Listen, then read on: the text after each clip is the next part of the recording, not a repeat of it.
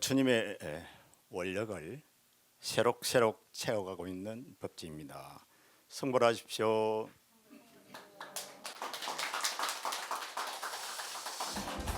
오늘은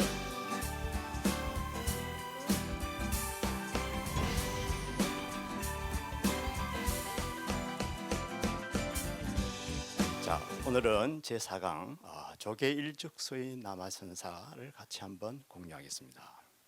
중국 전체 지도죠. 전국 전체 지도인데 오늘은 우리가 남아선사는 어디 정도 있느냐면은 바로 제가 찍는 이 부분 정도에 있습니다. 보입니까? 우리 해능 스님이 출가하는 장소는 국원사라 그래가지고 요 밑에 지역입니다. 요 밑에 지역. 그런데 이제 호조 홍인스님을 찾아서 호북 항배까지 가는데 어디까지 가느냐면 요 정도까지 갑니다. 여기 혹시 보입니까? 나왔네요. 나왔죠. 그럼 여기에서 요 밑에서 여기까지 올라간 겁니다. 그것도 걸었어. 그래서 제가 몇 킬로인지 확인을 해보니까 몇 킬로나 될 것 같아요. 쫙 보니까 1118km. 걸어가면 며칠 걸릴까요? 걸었어. 제가 법보당열 번영하면서 고민을 했습니다. 보니까 달포 걸렸다 그래놨는데 한 달 반. 그런데 번영할 적에는 한 달로 줄였습니다. 이 1118km를 한 달이면 가고 남겠죠. 또 사실은 지금이야 이 고속도로 길 아니겠습니까? 그런데 옛날에야 그것도 물어 가야 될 거 아닙니까? 그럼 한 달 가지고 어쨌든 해능 스님은 바로 이 광동 신주라는 데서 항매까지 걸어서 한 달 만에 이제 도착하게 됩니다. 우리가 이제 상식적으로 이제 알고 일단 넘어갈 필요가 있습니다. 그죠? 법을 물으러 가는데 뭐 한 달이 문제겠습니까? 그죠? 우리가 양나라 때, 양대는 양나라 때입니다. 그죠? 그 범성이라 그러면 인도 스님, 지락 삼장이죠. 지락 삼장이니까 큰 스님이죠. 큰 스님이 제자들을 데리고 이제 오대산으로 문수보살을 칭견 가는 길에 바로 이 강동을 지나게 되는 거죠.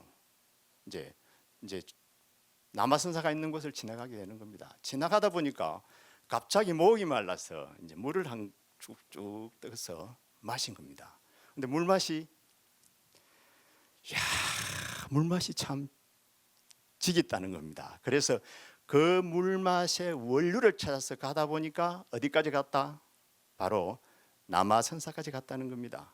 가가지고는 한마디 해야 될 거 아닙니까? 큰 스님이니까. 그래서 쫙 보고 이 산은 이 조계산, 남아선사는 조계산에 있으니까 이 산은 인도에 있는 보림산하고 똑같다. 그리고 170년 뒤에 큰 스님이 한번 오셔서 여기에서 불법을 펼칠 것이다. 행하를 할 것이다. 이렇게 말을 쭉 던져놓고 갑니다. 큰 스님 할 일 그거 아닙니까? 그죠? 떡 던져놓고 가니까 그 이야기를 이제 전해야 되겠죠. 높은 뱃을 있는 사람들한테 전해서 바로 남아선사를 짓습니다. 그때는 이름을 이제 보림산하고 같았으니까 이제 보림사라고 이렇게 짓습니다. 그 누가 이름을 지어주느냐 하면은 바로 양무제도 사실은 양무제는 강소성, 제가 살았던 남경 있죠. 남경인데 그 당시 그 밑에 지역에까지 힘이 미쳤던 모양입니다. 그래서 이제 보림사라고 이렇게 지어주고 그 세월이 지나가지고 그야말로 한참 지났죠. 이제 170년이 지나가지고 이제 해능 스님이 이제 나타난 거죠. 그래 해능 스님이 쫙 나타난데 보니까 그야말로 옛날 모습은 또 170년이 지났으니까 간데 없겠죠. 이제 항폐해진 절을 이제 해능 스님이 이제 일구죠.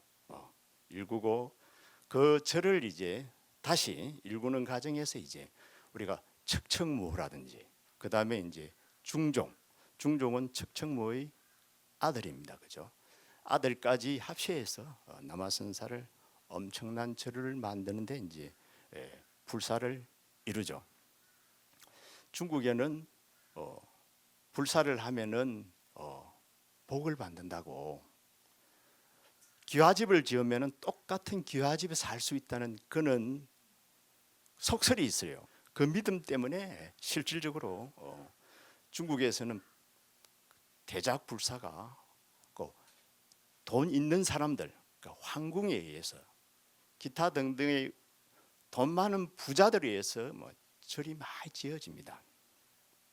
어쨌든 그와 같은 과정을 거치면서 남아선사는 이제 큰 절로 변화하죠. 그리고 이제 송태조에 넘어와 가지고 다시 이제 남아선사라는 이름을 이제 바뀝니다. 그 다음에 이제 근래에 허운 노장님이 이제 다시 이제 중창을 하게 되어 있습니다. 바로 조금 전에 말씀드렸듯이 1118km를 걸어서 오조 항매까지 가가지고 이제 바로 홍인 스님과의 나누는 대화가 또 우리가 꼭 기억해야 될 부분이 있습니다. 그래, 해능 스님은 이제 건강경 오가해를 건강경의 억무소주 이생기심을 듣고 깨달은 바가 있어서 바로 항매로 찾아갑니다. 찾아가려 그러니까 부모가 걱정되겠죠. 이제 모친이 걱정됐는데 그 모친은 다행히 그 스님이 언전 돈을 줘서 어머니를 잘 모셔놓고 그 다음에 이제 보찜을 주고 바로 상경을 하게 되겠죠. 가가지고는 이제 홍인 스님을 만났는데 그때 오조 홍인 스님은 601년도 출생했습니다. 금방 해능 스님은 638년도. 그러면 나이 차이가 얼마입니까? 37, 40이면은 나이 차이 많이 났겠죠. 굉장한 나이 차이가 많이 납니다. 많이 났으니까 홍인 스님이 쭉 보니까 어땠겠습니까? 그 어린 애가 온 거 아니겠습니까? 그래 딱 보니까 내가 출가한 나이 정도 계산을 딱 해보니까 20살 요짝 밑으로 일 것 같아. 그래야 계산이 어느 정도 이렇게 맞아떨어지더라는 겁니다. 그리고 그 대화 내용도 이제 짐작을 해보면은 약간 해능 스님은 촌놈이고 거기다가 사투리까지 쓰고 홍인 스님은 점잖으신 분이고 이걸 이제 감각에 둬야 되고 그 다음에 또 하나는 중국에 있으면은 아는 또 우리 불자님이 있어서 어쩌다가 저를 저녁으로 이렇게 공양을 초대해서 가면은 공양을 좀 얻어먹곤 했어요. 그 사람 직업이 의사입니다. 의사인데 딸이 아버지를 어떻게 부르는지 압니까? 장룡상 그래. 장룡상 꼴라 그래. 이 말이 무슨 말이냐? 장룡상 이리 와. 그럼 장룡상이는 자기 아버지 이름이야. 이름을 뭐 그냥 불러. 우리나라하고 다르죠. 그거 조금 이해해야 된다는 겁니다. 자, 그걸 이해를 하면서 그러면 해능 스님이 이제 바로 그 촌놈이 홍인 스님을 만나러 갔으니까 홍인 스님이 뭐랬겠습니까? 점잖하게 그래 어디서 무엇하러 왔는가 이렇게 물었겠죠. 물으니까 해능 스님은 이제 나이가 적으니까 이제 어린 목소리를 나는 강동 신주에서 온 백성이고 불도를 얻기 위해서 왔습니다. 정말로 믿어 그랬겠죠. 뭐 내 생각으로는 그래요. 그래 강동 신주라 그러면은 미개인이네. 거기는 개화도 되지 않았으니까 이렇게 막 팍 찌르는 겁니다. 그러니까 그 어린 20살 이쪽 저쪽의 해능이 스님 스님 큰 스님이 그리 말하면 됩니까? 사람에게는 남북이 있고 동서가 있고 기천이 있는데 불성에는 남북도 없고 기천도 없다 아닙니까? 이렇게 엇박질렀겠죠. 아까 친구처럼 장룡상 이런 것처럼 뭐 막 가거든. 그러니까 홍인 스님 딱 보니까 딱 한 대 이제 맞은 겁니다. 제대로 맞추고 있거든요. 그래서 안 되겠구나. 네 저 뒤에 방앗간에 가서 방 하나 찍어라라고 이제 이리 보냅니다. 여기에서 이제 중요한 게 하나 있습니다. 뭐가 있냐면은 바로 그 내용 속에 선종에서 기여기는 바로 두 단어, 그죠? 그걸 불성평등, 심성본정이라는 겁니다. 이 해능선을 정리하면은 꼭 또 알아줘야 되는 이런 부분이죠.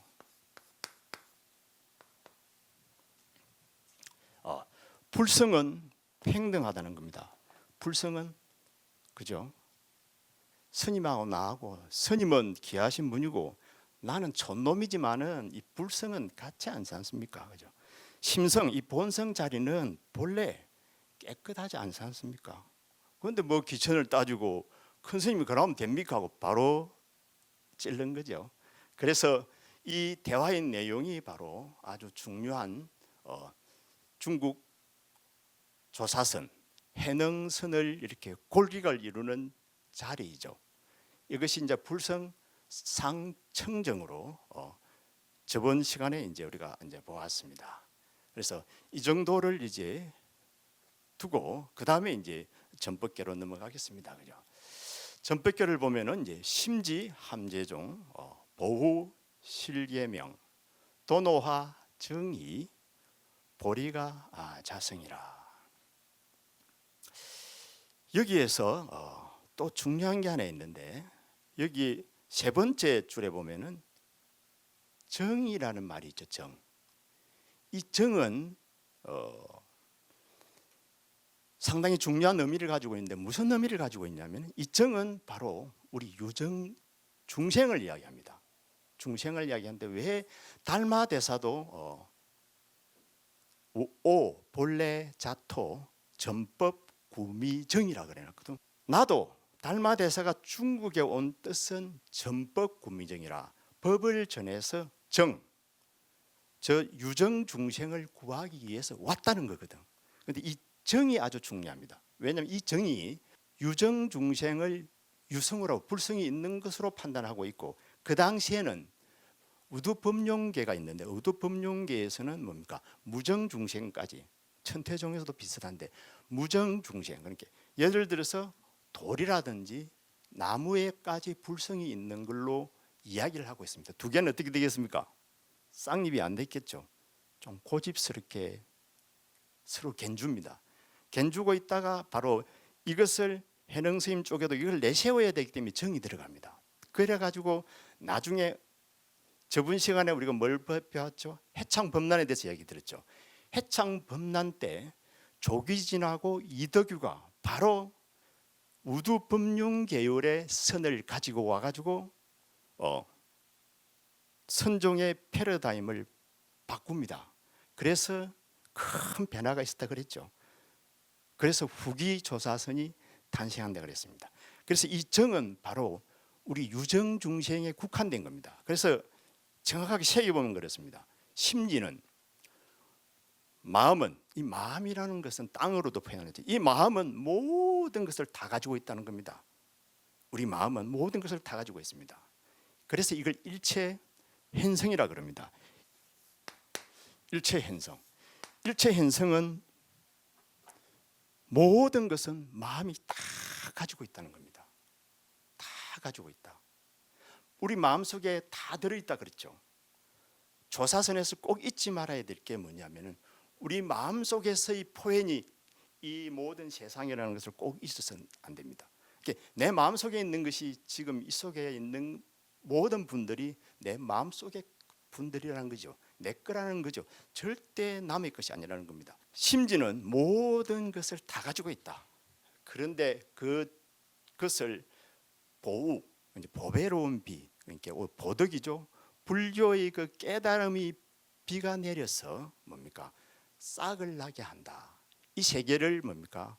부처님 세계로 일체 현성의 세계. 일체 현성은 다 갖추어진 세계입니다. 완벽한 사바극락 세계라 생각하면 됩니다.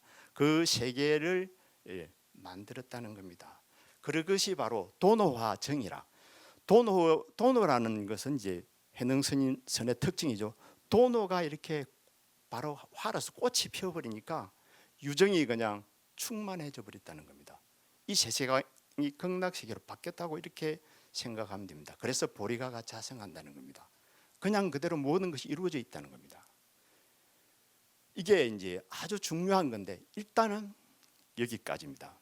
왜냐하면 이제 천태종을 이해하고 함종을 이해하고 선종을 이해해야만 이게 정확하게 이해가 가는데, 왜냐하면 오늘은 여기까지 하고 다음 기회가 되면 제가 보태해 드릴 겁니다. 역시 이제 우리 해능스님의 서성은 이제 호조 홍인이고, 홍인 밑으로는 이제 신수도 있고 현색도 있고 법여도 있고 쭉 보면은 강남 법지도 있죠. 그 법지가 이 법지는 아닙니다. 그 법지는 딴 법지입니다. 훌륭한 큰 법지입니다. 그리고 해능스님 밑으로는 이제 바로 해양이라든지 행사, 그다음에 신의 여러 큰 스님들이 많이 계시죠. 해충국사, 행각스님. 그다음에 이제 바로 해능스님의 개성이죠. 이 개성은 우리가 한번 읊기도 했습니다. 그죠? 그런데 딱 요약하면은 그렇습니다. 적심적불의 불성론입니다. 적심적불, 내 마음이 부처다는 그 불성론. 그다음에 도노견성의 수정관, 한꺼번에 다 깨닫는다는 겁니다. 한 방에 다. 왜 그렇습니까? 일체 현성 다 이루어져 있기 때문에 그렇습니다. 다 이루어져 있기 때문에 한 번에 다 끝난다는 겁니다. 그다음에 자성자도의 해탈감, 그것은 내 스스로 그냥 터득해 버린다는 겁니다. 너한테 미룰 것도 없이. 그래서 지금 이 자리에서 이제 해낸다는 이야기입니다. 해능을 삭발하고 제자가 되다. 강주 강요사 네 육조 예발타 이렇게 돼 있죠. 여기에 이제 무슨 내용이 들어 있냐면 불의법문이 들어 있습니다. 불의법문. 이 불의법문은 간단하게 말하면 뭔 말입니까? 두 개가 아니다는 겁니다. 두 개가 아닙니다. 본래 부처님 법은 처음 출발할 적에 제가 뭐라 그러죠? 너와 나로, 나와 남으로 대상을 갈라놓고 시작합니다. 이게 뭡니까? 업사상입니다. 업사상. 업은 너와 나와 대상을 갈라놓고 출발합니다. 그렇지만 이것이 절대적으로 옳지는 않죠. 대상을 갈라놓고서는 성립할 수가 없습니다. 금방 조금 전에 말씀을 드렸듯이 이 모든 분들이 내 속의 건데 대상으로 나눠질 수가 있습니까? 없죠. 이것이 이제 불의법문입니다. 이것은 지극히 반야도리에서 기초하고 있습니다. 반야법. 그래서 반야법을 기초하고 있으면서 이것이 도노 이제 견성의 열쇠가 돼 버립니다. 그래서 자타가 불이 되고 우리가 하나가 싹 되어 버립니다. 그래서 우리가 전에 언제도 한번 말씀드리죠. 한마음 하는 한마음. 참 이름 잘 지은 거라고 그죠. 그래서 그 스님도 참 안목이 있으시다라는 그런 생각을 할 정도로 딱 한마음이거든요. 이게. 그래 바로 여기에는 이제 인종법사의 이야기가 들어있죠. 인종법사와 해능선사의 이야기. 잘 알죠. 자 시작은 이렇습니다. 인종법사가 열반경을 이야기하고 있습니다. 그죠? 열반경을 뚝 설하고 있는데 이제 강요사라고 돼 있고 그 당시에는 이름이 이제 법성사입니다. 그죠? 설하고 있을 무렵에 이제 잠깐 쉬는 시간이었던 모양입니다. 그죠? 이렇게 제자들이 며칠 바깥에 나와서 잠깐 앉아 있는데 바깥에 깃발이 흔들리고 있죠. 그러니까 뭐라 그럽니까? 한 제자가 깃발이 흔들리는구나 이렇게 하니까 다른 스님이 뭐라 그럽니까? 아니다. 바람이 펄럭이니까 지가 펄럭이지 이렇게 이야기를 하고 있는 겁니다. 그래서 둘이서 서로 조금 서로 주장이 좀 있겠죠. 그때 누가 나타납니까? 해능 스님이 딱 나타나죠. 뭐라 그럽니까? 인자의 마음이 펄럭입니다. 인자는 어진 그대들의 마음이 펄럭인다는 겁니다. 그래서 오로지 후기 불교, 그러니까 부처님께서도 반야법에 딱 들어오면은 절대 마음을 벗어나지 않습니다. 딱 마음을 이야기하고 있습니다. 그러나 그 정확한 마음은 이야기를 해도 그 마음을 나타낼 수는 없습니다. 그러나 무조건 마음으로 기결되고 있습니다. 그래서 바로 여기에는 금방 그대로 깃발도 펄럭이는 것이 아니고 바람도 펄럭이는 것이 아니고 그대들의 마음이 펄럭인다. 그래서 뭘 강조하고 있습니까? 도라고 하는 것은 바로 마음을 깨닫는 데 있다. 그죠? 그다음에 기재 자예 어찌 앉는 데 있겠는가. 그죠? 앉는 데 있겠는 상이죠, 이거는. 그죠? 그래서 가장 중요한 것은 도라고 하는 것은 마음을 깨닫는 데 있다는 겁니다. 그러니까 마음 하나에 있다는 겁니다. 딴 데 절대 있지 않다는 겁니다. 그죠? 딴 데 절대 있지 않다. 그래서 오로지 불교에서 말하는 도는 마음을 깨닫는 데 있는 겁니다. 그래서 마음 떠나서 말하면은 불교를 말하면은 아무것도 아니라는 겁니다. 그죠? 불교를 벗어났다는 거죠. 결국에는 이제 마음에 이제 기결됩니다. 그러니 이 이야기를 바로 인종법사한테 하니까 그때는 인종법사가 어찌해야 되겠습니까? 바로 큰 스님이 한 분 나타난 거라. 그죠? 그 홍인해상에서 돌을 넣고 어떤 젊은 스님이 남쪽으로 내려갔다는데 그 스님이 맞냐 물어보니까 지가 맞다고 고개를 끄덕끄덕 한 것 같아요. 그럼 어쩝니까? 그때는 이제 터벅머리인데 머리를 이제 또 깎여야죠, 그죠? 그럼 머리를 삭발해 드리고 어떻게 누가 됩니까? 제자가 됩니다. 참 이것도 기가 막힌 한 장면입니다, 그죠? 나이가 많으신 분이 젊은 사람을 머리를 깎이고 그것도 강의를 할 수 있는 스님이면 대단한 스님 아닙니까? 그런데 뭘 안다고, 그죠? 머리를 깎이고는 제자가 됩니다. 되고는 이제 법을 청합니다. 어떻게 청합니까? 자, 중요합니다. 불이법문. 그러면은 홍인 스님께서는 스님에게 무슨 법을 전했습니까? 하고 딱 찔러서 묻지 않습니까? 도대체 무슨 법을 전했습니까? 하고 딱 물으니까 뭐라 그럽니까? 딱 한마디. 도노 견성법입니다. 견성법. 견성법은 달마대서도 했다 그랬죠. 도노가 들어가야 됩니다. 아까 도노가 일체현성입니다. 그죠? 완벽한 아름다운 이 세계. 완벽한 아름다운 이 세계. 그 속에는 완벽하다는 것은 이것저것 다 들었습니다. 그래도 그것이 완벽한 겁니다. 죽음도 들었고 삶도 들었고 모든 것이 들은 상태. 그리고 또 하나 묻습니다. 그러면 어떻게 닦고 어떻게 해탈해야 되는가는 어떻게 말합니까? 물으니까 딱 고개를 설레질러 썼습니다. 그런 법은 말하지 않았습니다. 수정, 어떻게 닦고 어떻게 정득하고 해야 되는 법은 못 들었습니다. 이게 엄청 중요합니다. 그러면 우리는 어떻게 닦고 어떻게 정득해야 된다고 만날 공부하고 있고 수행하고 있고 득도해야 된다고 하고 있는데 그 법은 안 했다는 거라. 무슨 법만? 도노 견성법만 했다는 거야. 그래서 여기에서 이제 아주 중요하죠. 우리가 어떻게 수행을 해야 되는가? 그것을 우리는 이렇게 이야기합니다. 수행을 하되 수행하는 바 없이 수행해야 되겠죠. 우리가 수행을 하되 수행하는 바 없이 수행해야 되죠. 우리가 억무소조 이생기심이 있죠. 똑같죠. 왜냐하면은 상이 있으면 절대 안 되니까. 그죠. 정득하되 정득바가 하는 바가 없이 정득해야 된다는 겁니다. 이걸 뭐라 그럽니까? 네 마디로 줄여서 무정이라 그러죠. 그래서 닦을 것도 없고 정득할 것도 없다 그랬죠. 그래서 저번 시간에 제가 말씀을 드렸죠. 현흥 스님 이전의 거는 모든 것이 닦을 것도 있고 정득할 게 있었습니다. 그죠? 근데 현흥 스님에 와서는 닦을 것도 없고 정득할 것도 없다로 돼버린 겁니다. 그래서 얼마나 많은 변화가 왔습니까? 엄청난 변화가 온 겁니다. 그죠? 완전히 앞 사람을 완전히 엎어버린 겁니다.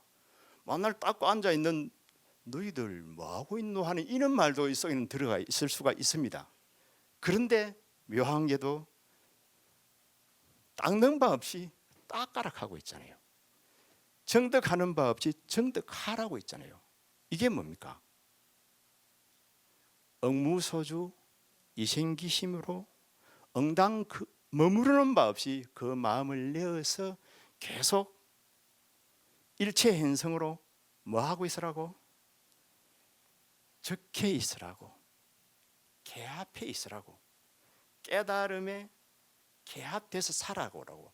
그냥 이 당하 정시가 깨달은 사람으로서 그냥 살아라는 겁니다. 이게 엄청난 말입니다. 그럼 이걸 모르고 수행을 계속 한다 그러면 이 수행은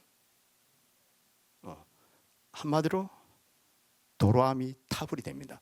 왜냐하면은 깨달은 사람도 있고 깨달은 주체도 있고 깨달음의 대상이 있으면 어찌 됩니까? 이미 나와 남으로 나누어져 버렸죠. 이걸 뭐라 그러냐면은 능연 소연. 내가 있고 대상이 있습니다. 만약에 내가 있고 대상이 있어 버리면 어찌 돼 버립니까? 업설에 돼 버리죠. 아주 부처님께서 맨 먼저 설한 업설로 거꾸로 돌아가 버리는 겁니다. 그래서 깨달음을 얻었다 그러면 말이 성립이 안 되어 버립니다. 왜냐하면은 내가 깨달음인데, 내가 일체 현성인데 깨달음을 얻으면 이미 주관과 객관을 갈라놨다는 겁니다. 나와 너를 구분해 놓고 있다는 겁니다. 그래서 내와 너를 구분해 놓고는 평생을 해도 그거는 깨달음을 얻을 수가 없는 거죠. 개합이 안 된다는 거죠.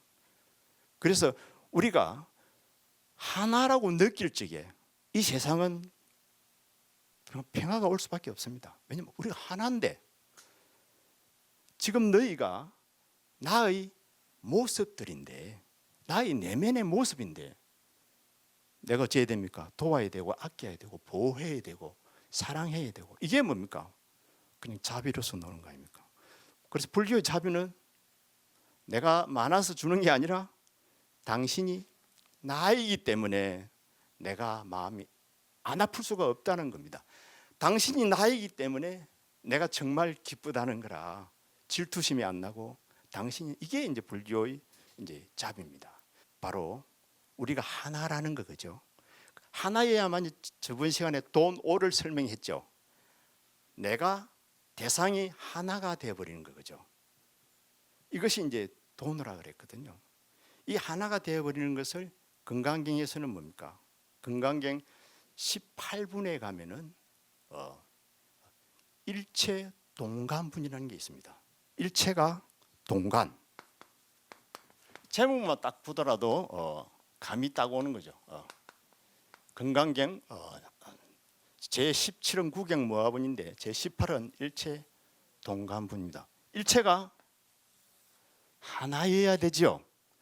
둘로 나눠져서는 절대 있을 수가 없는 거죠.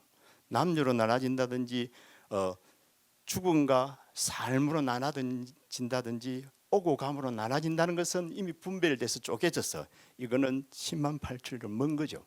그래서 그 다음 분이 뭡니까? 19분이 뭡니까? 바로 자세히 봐보면 이제 법계,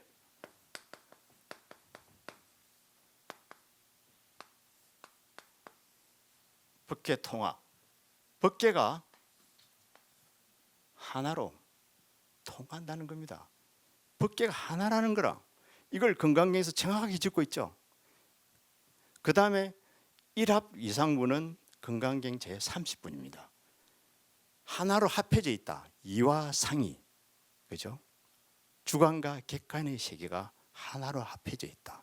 이게 금강경에서 이야기하고 있는 바로 무슨 자리입니까? 이게 어떻게 합해져 있으면 이 모든 것들이 어디 속에서, 네?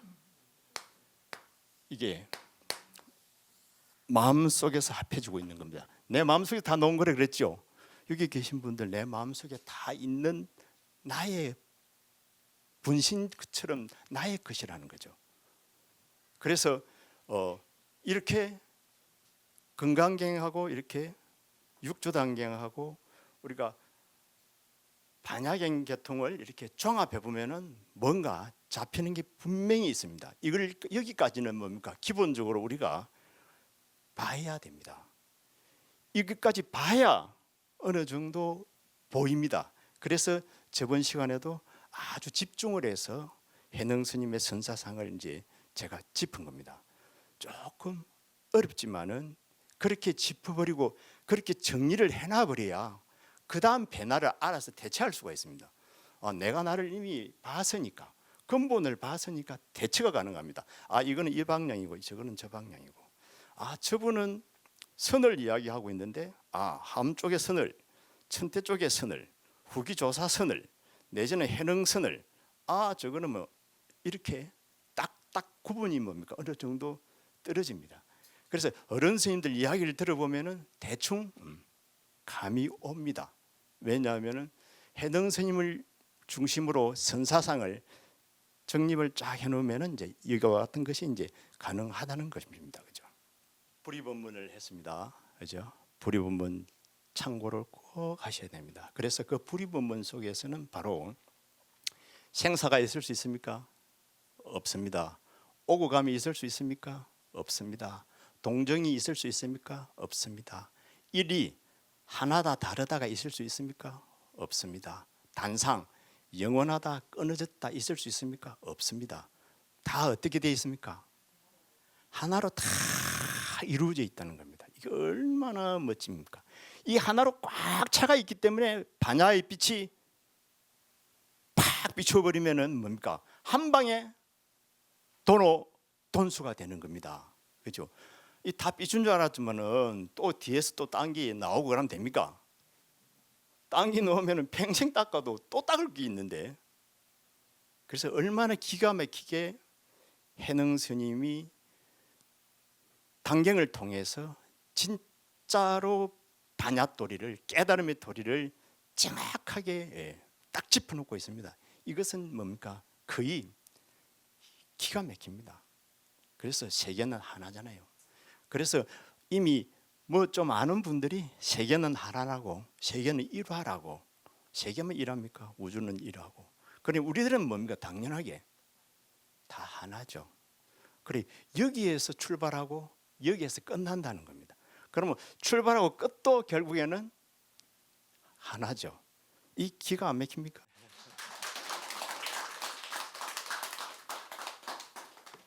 자, 이제 황금바루가 나왔죠. 그죠? 황금바루. 이 황금바루는 이제 지금 가니까 옛날에도 그랬습니다.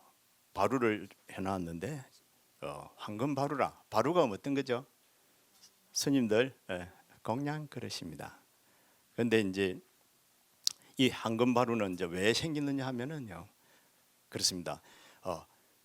해능 스님이 현존했을 당시에 누가 황제였냐면은 이제 척청무도 황제고, 그다음 중종도 황제였던 것 같습니다. 그러니까 중종도 이제 아들인데 이제 황제, 그 예종까지 이제 다 황제가 되는데, 어쨌든 그분들은 중종과 예종을 황제를 두 분 합니다. 왜냐하면 척청무가 어머니가 중간에 낑겨드는 바람에 앞에 좀 하다가 미끄러지고, 그럼 어머니가 못할 때쯤 그때 또 번갈아 가면서 합니다. 그래서 아까도 말했듯이 황제들은 뭡니까? 영원하고 싶잖아요. 그러니까 부처님 법이 그렇게 좋은 겁니다. 그죠? 그러니 척청무 같은 경우도 바로 우리가 잘 아는 신수대사라든지 큰 스님들을 모셔서 공양 대접하는 게 얼마나 영광입니까? 그죠? 공양 대접 잘하면은 그 공덕으로 엄청난 것이 보장된다는 믿음이 있습니다. 그래서 해능 스님을 모셔야 되겠죠. 신수 스님도 툭 모셔서 공양을 잘 올려놓고, 그다음에 해안 스님도 모셔서 공양을 잘 올렸는데, 그래도 들어보니 남쪽에 큰 스님이 한 분 계신다는데 그 사람이 누굽니까? 해능이라는 겁니다. 그래서 그러면은 설관이라는 그 설관한테 우리가 황궁에 있는 설관이죠. 설관한테 가가지고 해능 스님을 좀 모시고 불법이나 좀 듣자. 그래도 내가 황제 체면을 가기는 그렇고 가서 모시고 온나 하고 칙서, 그죠? 칙릉이라 그러고 이제 소서라고도 하죠. 조서를 가지고 어디로 갑니까? 바로 해능 스님 찾아갑니다. 찾아가니까 참 행흥 스님이 어쩝니까? 나는 늙어서 못 간다. 대신 가사하고 바루나를 줄 테니까 가지고 가라 그럽니다. 근데 옛날에요, 황제명을 어기면 뭡니까? 그 자리에서 끝입니다. 그냥 보내고 온나 이러지. 보내고 온나 여지가 없는 겁니다. 그런데 중국 황제들은 또 이게 멋있는 겁니다. 늙은 안 그렇겠습니까? 웬만하면 올 줄 알았겠지. 그런데 뻐기고 안 온다는 겁니다. 그래서 달마 스님한테 받았다는 가사하고 바루를 주면서 이거라도 뭐 드리겠습니다. 나는 못 가겠습니다. 알아서 하이소. 그대로 가서 전했겠죠, 그죠? 그러면 벌떡하고 일어나야 될 거 아닙니까? 대신 뭘 해줍니까? 다시 수정 바로하고, 그죠? 가사를 탁 해서 다시 보냅니다. 척척무도 보내고 당중종도 보냅니다.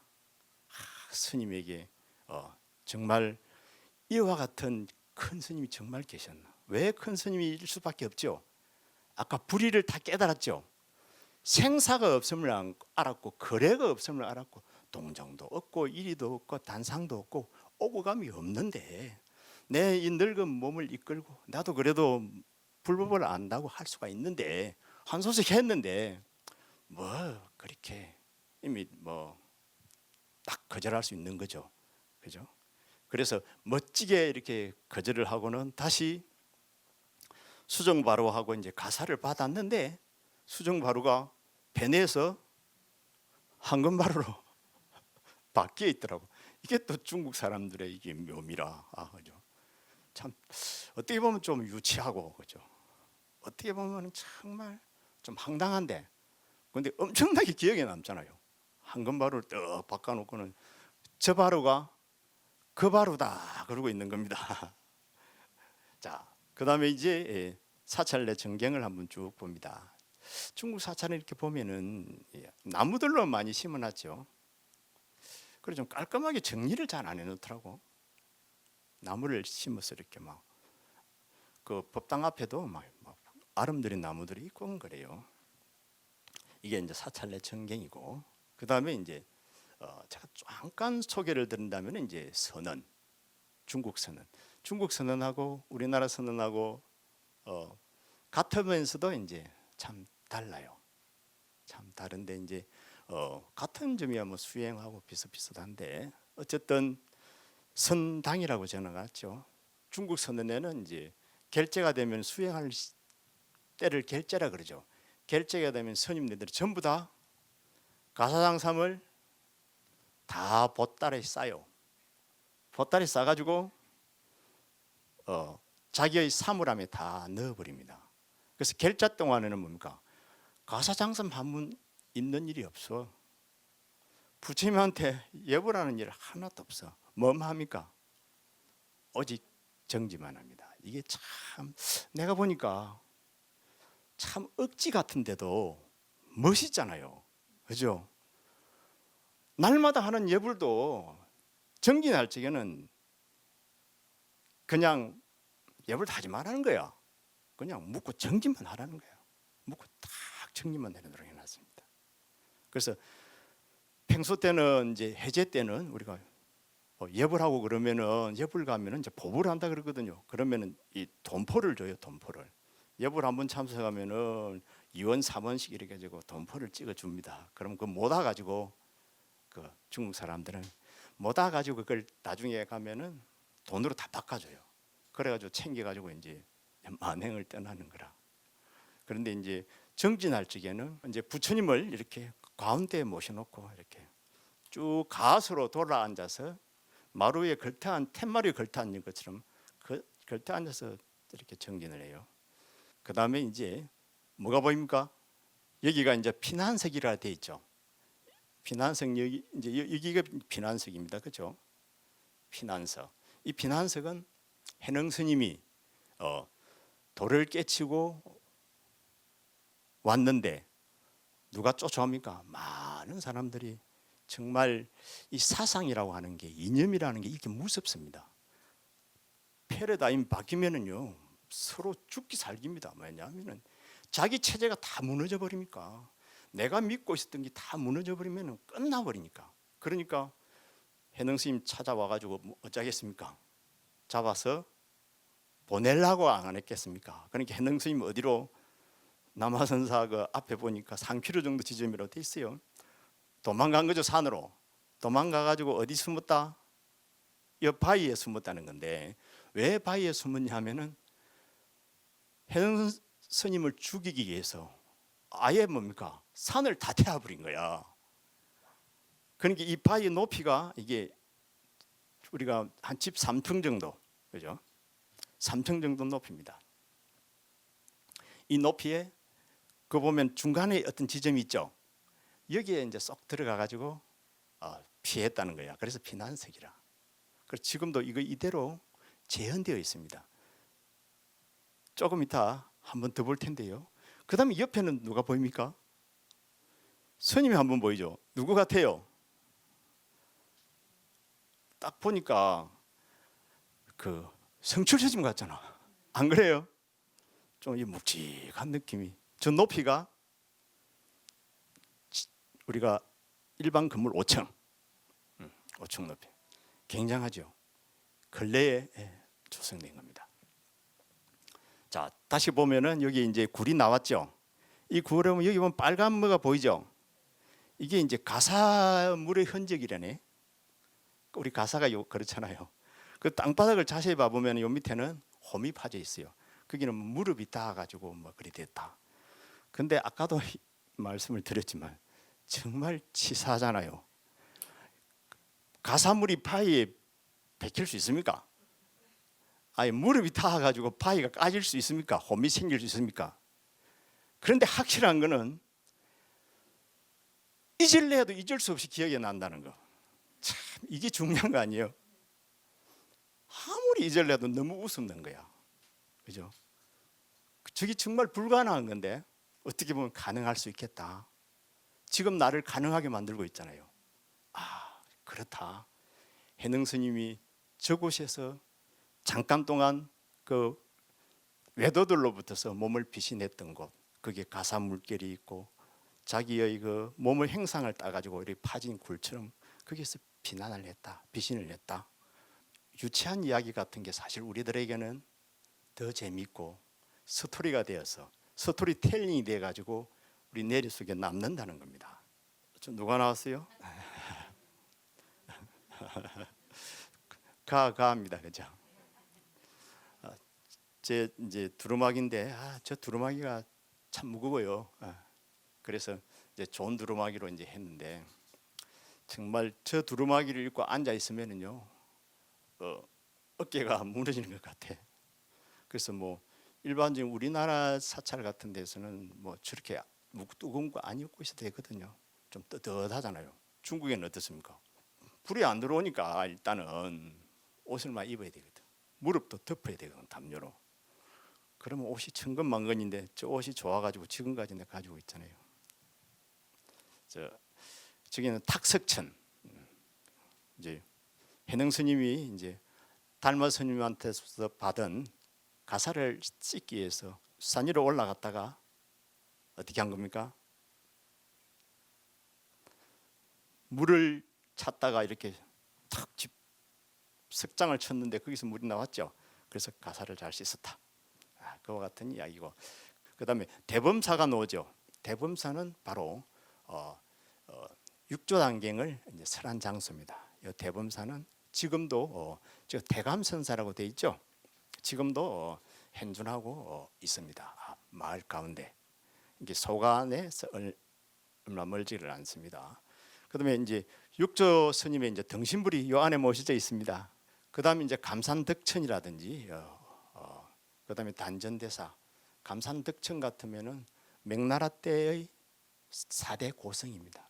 감산덕천, 그다음에 이제 운서주갱, 자백진가, 감산덕천, 우익지육. 이때 명나라 때 말엽에 중국에서 불교가 불같이 일어납니다. 팍 일어났다가 아쉽게도 팍 꺼져버립니다. 그래 결국에는 누가 불교를 지키느냐 하면은 민중들이 또 지킵니다.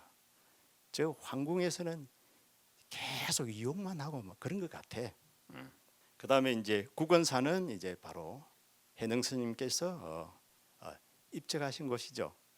거기 보면은 이제 여러 이제 왕유라든지 유종원, 유석 같은 분이 이렇게 비문, 그제 비문을 잘 써서 지금까지 잘 보존이 잘 되어 있습니다. 우리가 동양의 3대 성인이라 그러면은 노자, 공자, 그다음에 이제 해능 스님을 이제 일컫습니다. 그리고 이게 조계문이 지금 만들어진 건데요. 조계문 보면 천하조계 돼 있죠. 그다음에 이제 무념위종이라 그래가지고 그 반대쪽에는 이제 무념위종으로 돼 있습니다. 이제 왜냐하면 무념이 당경에서는 이제 바로 종이 되니까 그 어뜸이 되니까 무념 무상 무주잖아요, 그죠? 그다음에 이제 이것이 이제 산자락에 있는데 엄청난 불사를 통해서 이게 지금 진행되고 있습니다. 염화소처라고 보이죠? 조계 강당. 이 염화소처라는 것을 사진을 잘 한번 확인해 보면은 일반 궁궐도 이런 궁궐은 못 짓는 겁니다. 이제 부처님 궁전이니까 엄청난 불사를 지금 어디서 하고 있다? 중국 강동, 소관, 남하선사에서 지금 하고 있다는 거예요. 지금. 그래, 이거는 내가 아는 분이 사진을 찍어서 보내온 겁니다. 제가 옛날에 갔을 적에는 분명히 없었거든요. 다음 주에는 그 미린사와 이산 영우 선사편으로 다시 찾아뵙도록 하겠습니다. 자, 합창해 주십시오. 오늘도 소선과 같이 한 인연으로 정법의 해안이 열리고 부처님의 은혜가 충만하여 심신은 건강하고 간에 두루 구족하시길 불전에 기도 올립니다. 성불하십시오.